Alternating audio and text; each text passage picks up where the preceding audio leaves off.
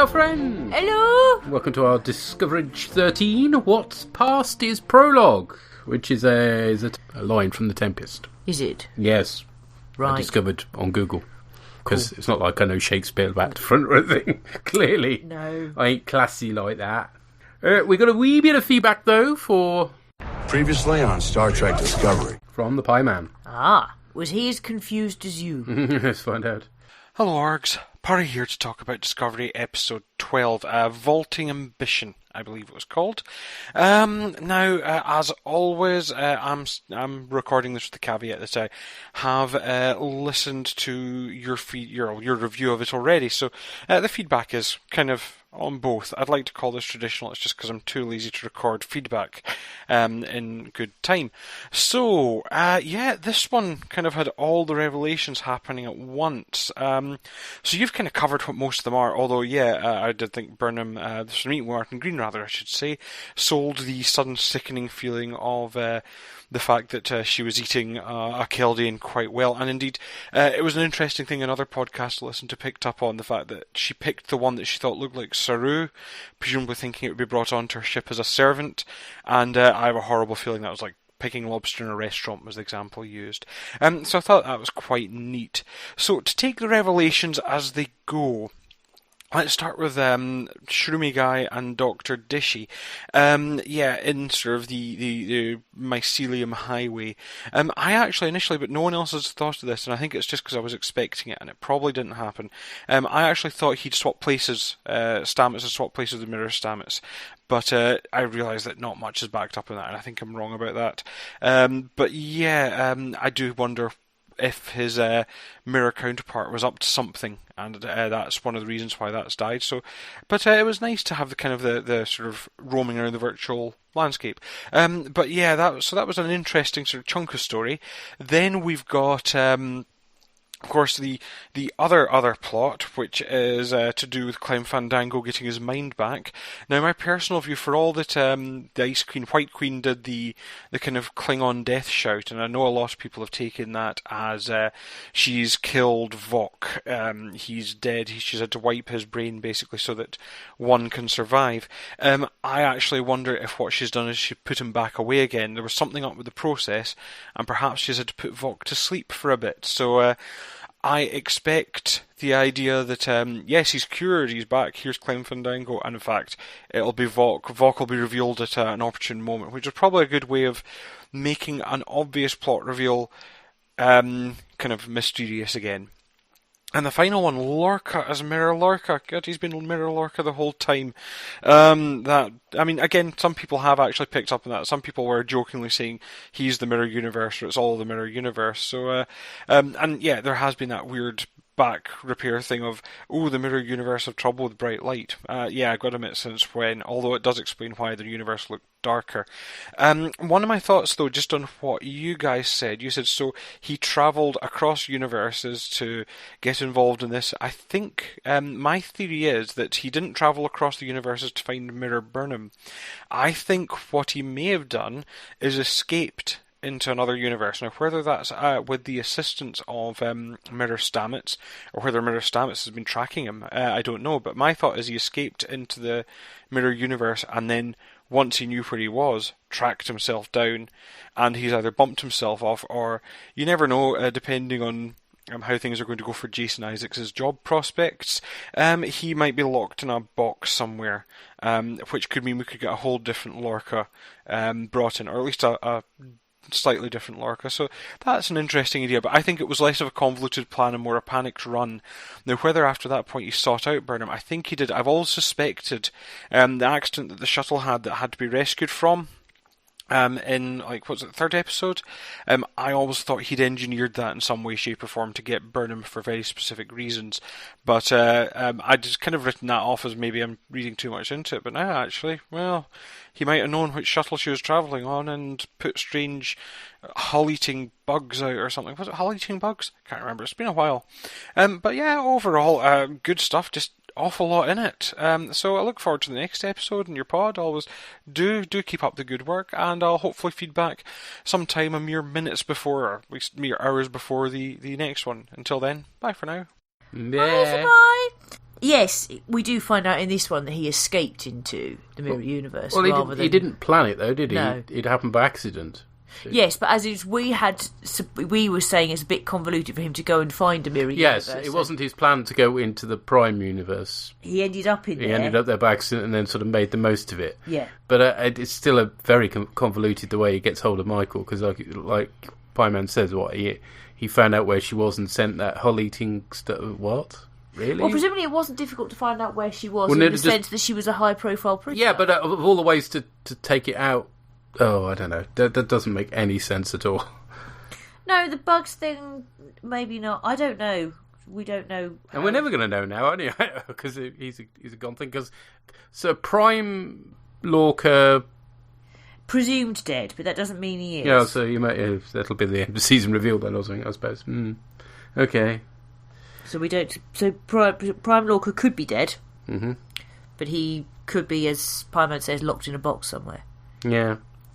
Interesting he mentioned about Clem Fandango. It just made me realise he's not in tonight's episode at all. No, nothing. Just forgotten. But, no, not necessarily forgotten, because maybe he'll have a part to play now that they know where they are. Well, one would hope he'll come back. But yes, it just seemed very odd that he wasn't in this one at all. But there we are. An interesting conversation down the pub with some other Trek fans talking about Discovery, and I echoing my disappointment that Dr. Dishy seems to have been killed. And I said, well, of course, there is the possibility that we'll get Mirror Dr. Dishy. And the person I was speaking to said, yes, but probably in the Mirror universe he's straight. It's like, oh, no! Poor Stamets. But anyway, no, apparently we won't be getting Mirror Dr. Dishy either, so... okay. Well, let's get stuck into tonight's episode, shall we? Yeah. 1 year and 212 days of torture. Of agony, my friends. My followers. But I have returned to give meaning to your suffering. Today is the day we reclaim our empire. Long live the Empire! I don't know how you got here, or how you got us all out alive, but we should withdraw. Regroup. We still have supporters on several worlds. The Emperor's ship is exactly where we need to be. I have been to another universe and back. You think I'd come all this way without a plan? So the security chief from BSG is back. Yeah. Or the Mirror one, obviously, now. So it's quite nice to see her again. Does she get killed at some point? It was all a bit of a blur, that fight scene. It was all a bit of a blur, so I'm not sure. Yeah. I but now they've left the Mirror universe, I suspect we've seen the last of her again. Yeah, probably. But it was nice to see her again, though. Apparently Mirror Stamets betrayed Lorca, so he's not best pleased with him. And this is where we find out that he ended up in the Prime universe by accident. Yeah. With an Iron Storm having a transporter accident. Well, at least he's in keeping with... Yeah, it's not very believable, but then all these transporters, dodgy exactly. transporters, shit things is a Trek trope, isn't it? Well, particularly when you get to Deep Space Nine and they've got a little doohickey that they just wave over the transporter pad to transport them to the Mirror universe. Like, oh, that's convenient. Yeah. Michael escapes the Emperor when she's about to be set off to the brig, but the Emperor doesn't seem particularly bothered, it has to be said, which is weird.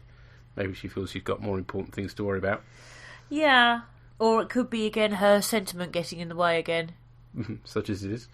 Stamets Prime has got the spore drive working, but the spores are contaminated by, I think, the big ball thing on the Palace ship, is it? Yes, because what it's doing is it's rather than using the spores like they do, it's kind of sucking the energy from all the spores in the universe everywhere and using up the entire universe's supply of the things. Right, okay. So a sort of spore star. Yeah. Okay, so they have to stop Mirror Stamets' contamination before the universe is destroyed. Yes. The thing. So, okay. Because it's draining it from all the universes everywhere. And one nice thing is that the android lady gets to talk in this, which is quite cool. That's quite cool. What is her name, though? Oh, I can't remember. Well, I can't remember the main characters, let alone the ones that you only get to see occasionally every 4 episodes or so. There's a showdown between Lorca's troops and Giorgio, and there's some in a really fantastic set, it has to be said. Yeah. Great set extensions, and it's very atmospherically filmed. And I love the way you've got the shielding stuff, and then you've got the special guns that come out, and then they shoot the special guns, and then they get the field down. I thought that all of that was really cool. Yeah, some pretty zappy stuff. That's cool. Yeah. Giorgio transports out, having been outgunned. Michael hails Discovery, and we find out that Lorca altered the coordinates of their last jump. So that explains that anyway, because that was something that came up, wasn't it, when we were talking about it last time. So yes, he was planning to get back to the Mirror Universe. Michael has to take down the containment field that's round the big ball in the palace for the Discovery to blow it up and save the universe. Yes, because they can't do anything about the containment field with their technology. So it's got to be just manually taking it down. There's nothing they can do to shoot through it or whatever. There ought to be some sort of thermal exhaust port they can fire in with a photon torpedo or proton torpedo. I don't know. Yeah. There's more Star Wars references to come, by the way. This is a bit surreal, this one, for Star Wars references. Yeah. They kill Mirror Stamets by shooting him. It's quite good because Lorca threatens to throw him into the big ball as a sort of poetic death, and he goes, "Nah, I'm not into poetry," and just shoots him. Yeah. Lorca hails Michael, talking all the might is right stuff, and he says he sees the power in her. She goes and finds Giorgio in her sanctuary. That's to be said, if Michael thought of looking for her there, I'm surprised Lorca didn't, but there you go. I think Lorca was too intent on getting the throne room. There's a load of technobabble about the dangers of taking out the spore thing to the Discovery crew, and yeah, well, basically, they need to blow it up, but it's incredibly powerful because it's like basically the biggest power that they know. So their shields are not going to be enough. So then they talk about sort of riding the shockwave and using a warp bubble as a shield. Now, the idea that a warp bubble as a shield might work is probably bollocks, but it sounds suitably Trekkish, and it sounds like something Geordie might say. I don't know, everything about this spore stuff is bollocks, to be honest. But no, the idea of riding the shockwave and using forget the spores for a moment, just the concept of riding a shockwave and using a warp bubble as a shield, I can see Geordie saying that. Amazingly getting them back home. But anyway, yeah, I can see Geordie saying that, though. I mean, Saru makes a very rousing speech, and he's clearly sort of in command now, so that's quite cool. And I like the thing he says, I don't sense... It reminds me of Lord of the Rings. Aragorn is rallying the troops. I think is it outside of where the mouth of Sauron's just spoken? Yeah. And he's saying things like, someday maybe they'll come and they'll ride all over our corpse or whatever, but that is not this day. Yeah. And it's a very, that sort of speech, isn't it? Yeah, it is pretty good. Michael gives Giorgio to Lorca and offers herself in return for the escape of her crew. Tilly finds a way out of the explosion they get when they take out the spore ball. This is the bit with the surf in the way thing, which Stamets then leaps to. Lorca hails Discovery, and Michael and Giorgio go to work on the palace's bridge, and it's... Fight! Oh, it's awesome. Which takes up a good 10 minutes, the episode. Oh, but it's amazing. Not always completely clear what's going on, it has to be said, but there we go. But then would you, though, in a fight like that, would you know what was going on?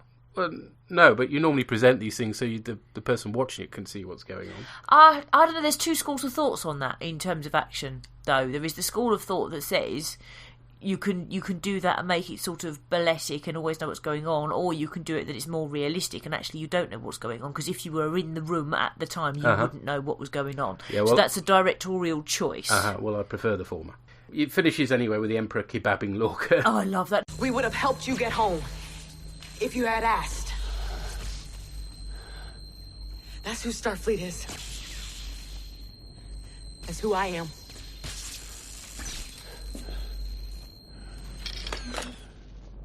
That's why I won't kill you now. But I will! Yeah, cool. Then she chucks him into the spore ball for good measure, and for some reason Lorca's final words are the roar of a TIE fighter. I know!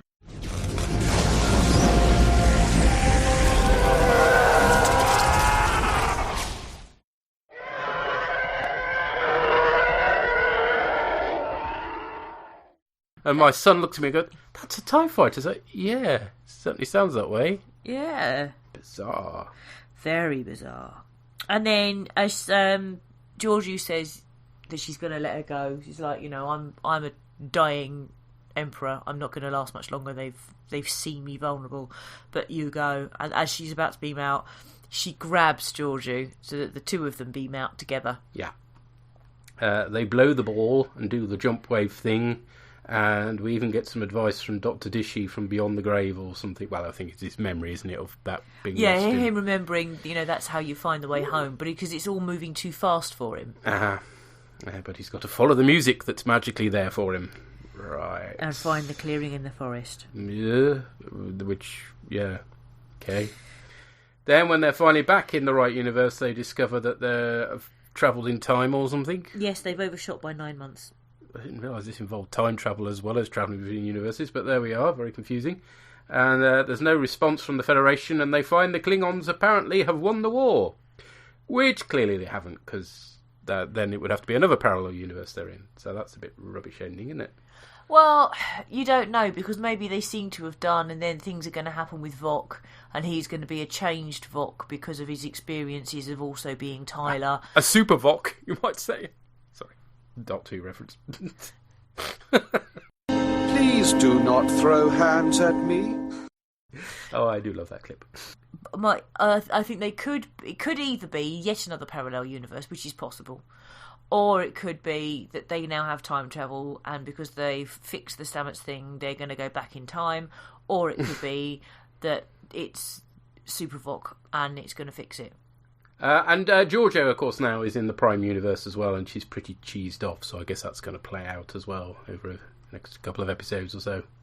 Yeah, let's hope she doesn't try and eat Saru. Yes, quite. So yeah, I mean, it was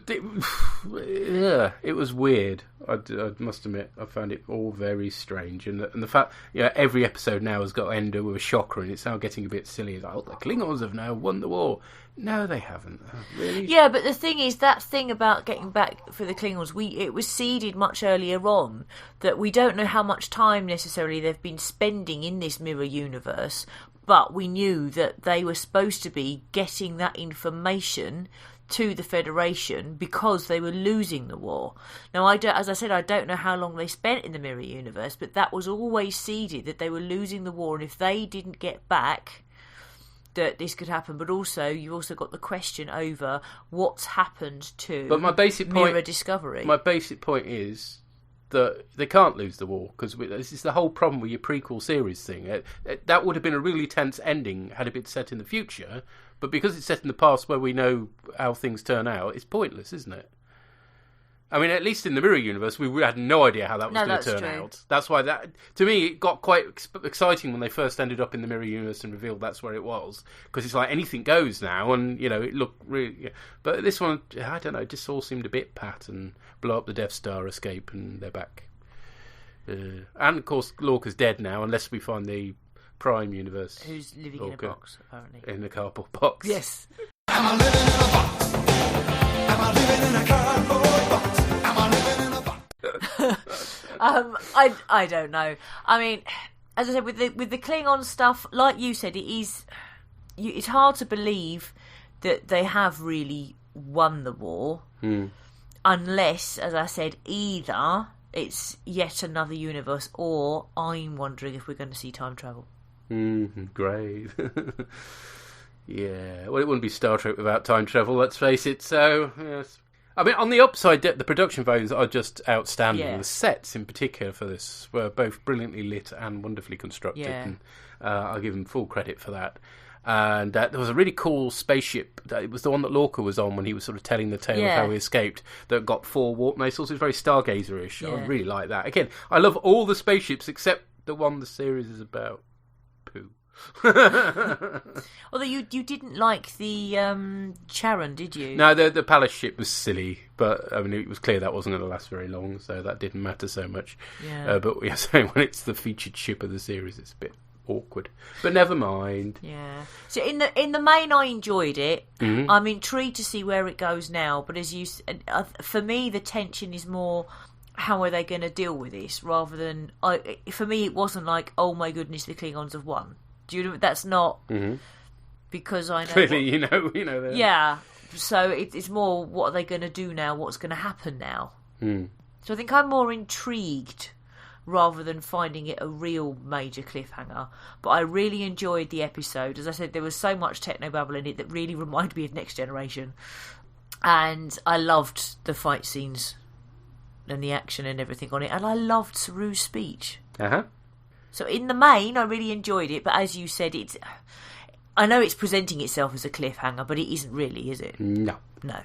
They lied to us in cliffhanger. Anyway, I suppose if you've never seen any Trek before, this is actually quite tense, but, you know. But for the most part, reaction, it has to be said on Twitter that I've noticed is throughout the day has been like, oh, wow, that was amazing, fantastic. So I realise I'm in a tiny minority. For instance, Dory said that Past Prologue was just brilliant, and now she's rewatching The Wolf Inside onwards to try and get some clarity on it all. Several people are saying they're doing that, so go back and watching the episode, see how it all pans out. Do that, yeah.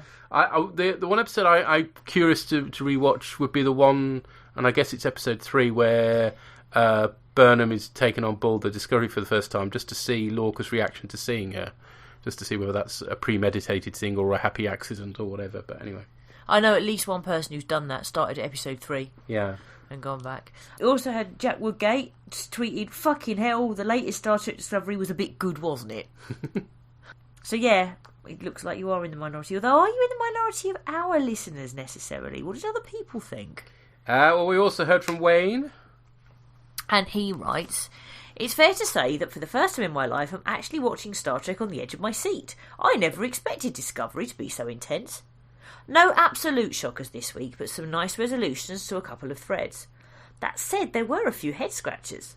Lorca's group of ne'er-do-wells made it to the throne room with surprising ease. After an admittedly fun phaser fight in a corridor with Emperor Georgiou, he takes the throne. Surely there must be more than a dozen Marines on board the Imperial flagship? I guess in actuality, fighting his way to the throne room realistically would have taken the rest of the season and most of the second, so we'll let it lie. Well, there was that biological weapon that he used that affected 7 floors. Yeah, I thought they were going to make more of that. But yeah, that was like a sort of throwaway thing. And there was also he sort of tried to get people to join him, didn't he? So I guess you have to assume that quite few people fell in with him. Yeah, maybe he saw which way the wind was blowing kind of thing. Yeah. Where could Georgiou possibly have emergency transported to? Her dining room seems a bit obvious, really. Did nobody check? Her personal room, yeah. Also, having the giant flaming mushroom core exposed, even if it did have a heavy shield on it, was a bit convenient. Maybe it had to be exposed for technobabble reasons. Something else that kept niggling at me with this episode was that Georgiou was being portrayed as the good side. She's still emperor of an evil galactic empire.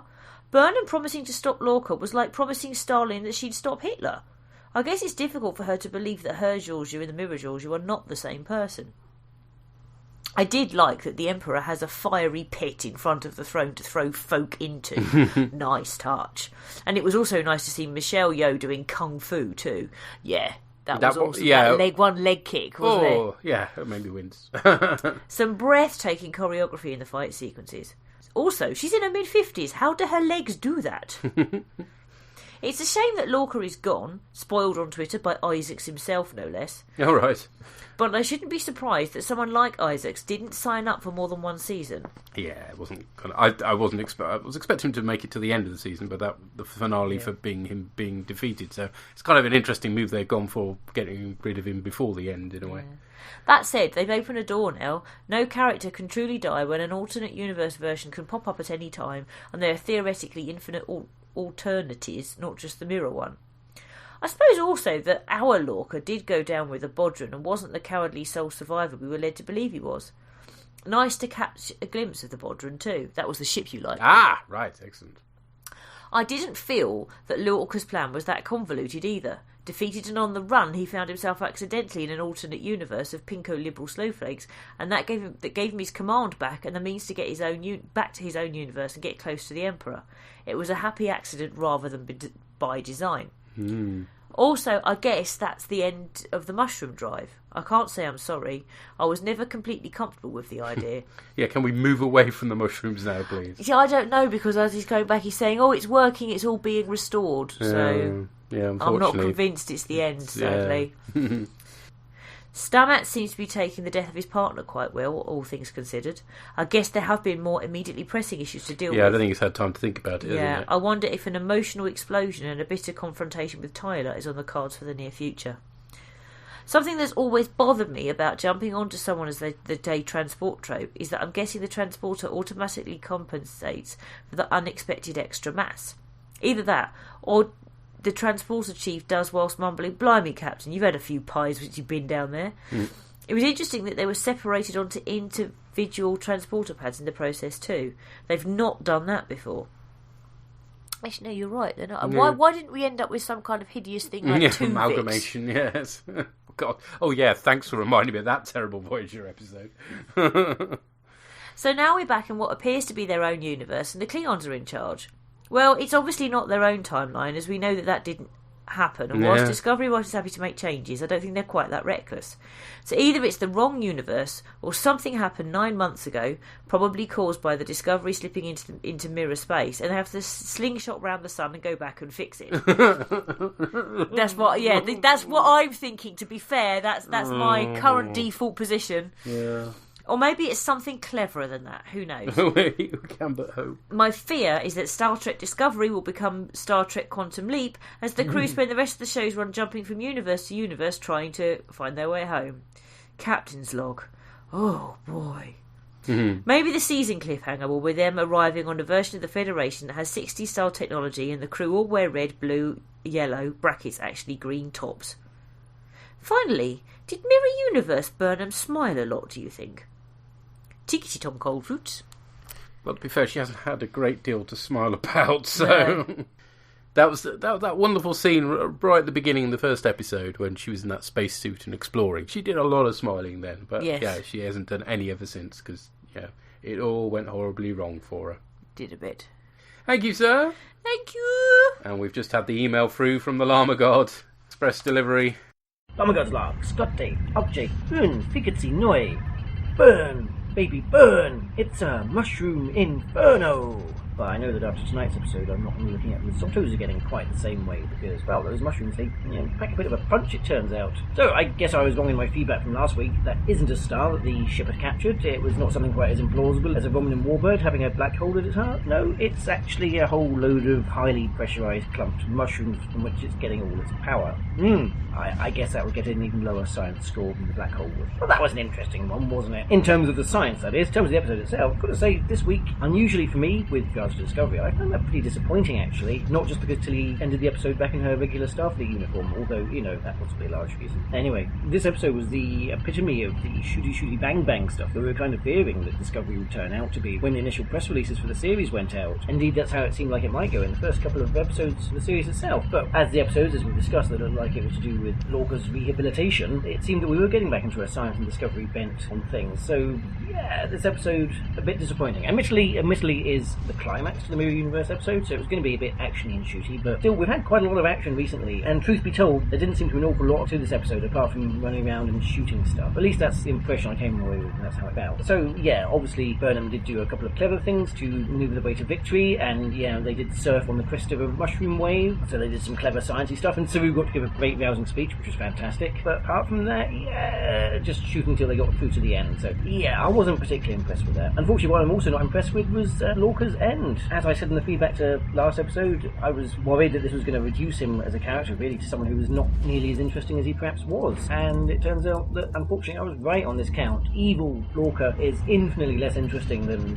what we thought was troubled, broken Starfleet officer Lorca. And given that we only had one episode of him actually being the proper bad guy, there wasn't any real moment of celebration or cheer when he finally got his comeuppance. It was just more of a sense of, oh well. It should have at least evoked either a feeling of success because the bad guys had been killed, or actual pathos because the character would come to care to learn about who was harbouring it out in secret and died horrifically and being thrown through the moon door. Yeah, they're clearly not trying to steal anything from Game of Thrones, are they? But yeah, I found that really cheapened his death. I mean, at least he was properly dead. I don't think there's any coming back from that one. Who knows? Of course, we'll probably end up finding a Mirror Universe version of him running around as well, so yeah, we'll probably see him again somehow, because, Star Trek. I've got to say, I wasn't particularly satisfied with his ending, and I wasn't satisfied with him being a bad guy. He was much more interesting when he was playing a bad guy, pretending to be a good guy, and the tension that was showing, that was what was interesting. So that's a bit disappointing. As to the rest of the episode, in all the sound and fury, I think I've probably forgotten everything else. We didn't get to see the Defiant. That's another big disappointment. But to be honest, the biggest disappointment for me was the very end of the episode. When Stamets comes to the bridge and announces, we've overshot a bit, I was mentally cheering, going, yes, come on, show us something interesting, something exciting. We've actually gone past Deep Space Nine and Voyager, past even the roots of the Kelvinverse in the prime timeline. Come on, let's say that they've done something interesting, brave with Star Trek. We're actually going forward into the future. This is where the Spore Drive has never recovered. No, they've gone forward 9 months in time. Yeah. And the Klingons have won the war. Okay, so either they've got to lead back and put right what once went wrong, although that would appear to be a different series of Star Trek, or they're going to find a way to turn the tide of the war or something. But for the first time in the history of Discovery, I'm kind of finding myself a lot less interested in what could potentially happen now. Definitely this might be a way for them to bring the war storyline to a close sooner, but given that we know that there isn't a Federation under the hills of the Klingons in the future, or even in 10 years past this, we know that something's going to get undone next week. This is either some trickery, or they're going to do something timey-wimey to figure it out, or it will actually just be that they're in a parallel universe still, or something. So, yeah, feeling slightly flat about the end of this week's episode, to be honest. Still, on the plus side, and I'm not sure if this is the first time I've been paying attention, but at least we know that the helmsman now has a name, Denver, I think. And to keep things interesting, at least we've got evil Giorgio back in this universe, so that'll be interesting to see how she goes. I suspect she will be dead by the end of the next episode or something, because that's what seems to be happening here at the moment. Got 2 episodes left? I'm not sure now. Yeah, let's see what direction it takes us in, because obviously we're going to have to get some sort of tying up of the whole Tyler storyline at some point soon, so let's see which Deus Ex Machina we end up on the doorstep of next week. Or maybe we'll just find out this is where the Mexican Klingons actually came from. I was just kidding, guys. I didn't mean that. I don't expect the whole show to go that way, guys. And until next week.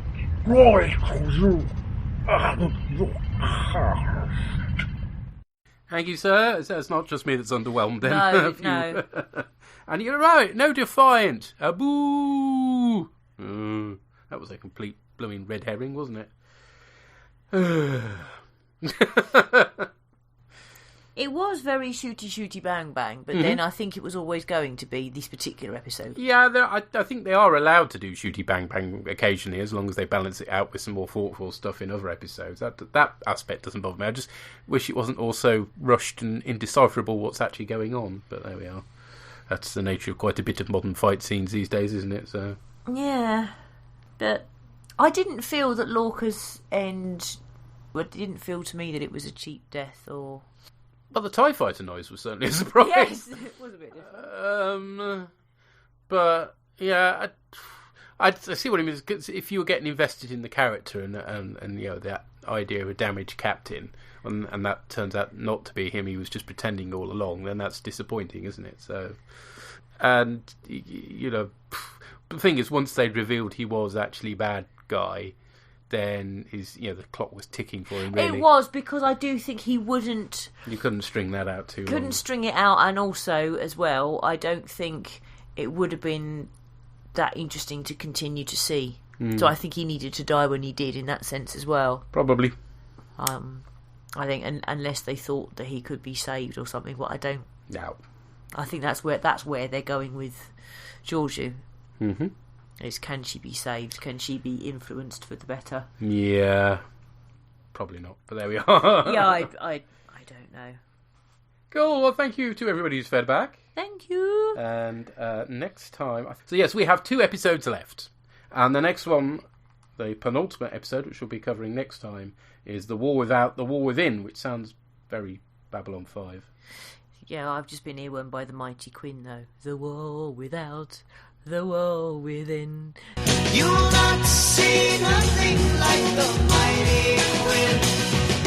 Come on without, come on within. You'll not see nothing like the mighty Quinn. Well, we needed a tune, so that'll help. Thank you. But wouldn't that be better be the tune for the next week? Yes, that will be our next. Well, it'll be the next one we record next Monday. Or without, or with it. Ha ha. We'll catch you then. Cheer, bye. Bye. All music referenced is for illustrative purposes only, and no copyright infringement is intended.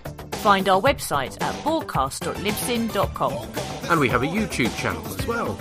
You can find the bOrgCast playouts on Spotify for your listening pleasure. Visit our Tumblr site at bOrgCast.tumblr.com, where you'll find images accompanying the episodes discussed in this cast. Send emails or MP3s to bOrgCast@gmail.com. Or you can contact us via Twitter on rev_org or bOrgCastAmmo. Hashtag bOrgCast. Am I living in a box? Am I living in a cardboard box? Am I living in a box? Am I living in a cardboard box? Am I living in a box?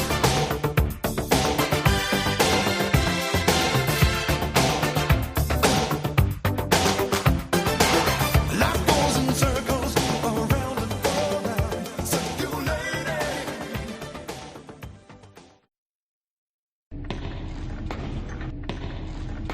Shut it down!